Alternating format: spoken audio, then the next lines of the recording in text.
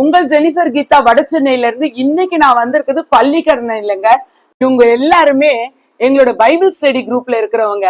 இந்த சகோதரிகளை மீட் பண்ண தேவன் இன்னைக்கு ஒரு அருமையான வாய்ப்பை கொடுத்தார். கர்த்தருடைய நாமத்துக்கு மகிமை. பார்த்த உடனே யோபோட பிள்ளைங்க ஞாபகம் வந்துட்டாங்க. ஆமாங்க, அவங்களோட தினத்தின்படி பிள்ளைங்க எல்லாம் ஒன்னா சேர்ந்து விருந்து பண்ணி சந்தோஷமா இருப்பாங்களாம். யோபு உடனே அந்த விருந்து முடிஞ்சதுக்கு அப்புறம் தேவனுக்கு பலி செலுத்தி தேவனிடத்துல விண்ணப்பம் பண்ணுவாராம்.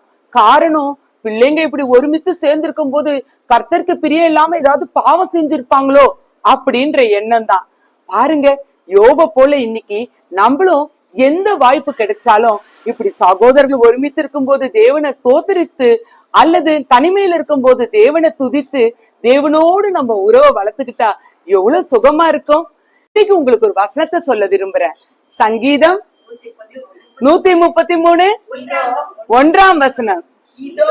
சகோதரர் ஒருமித்து வாசம் பண்ணுவது எத்தனை நன்மையும் எத்தனை இன்பமுமானது. God bless you all. God bless you all.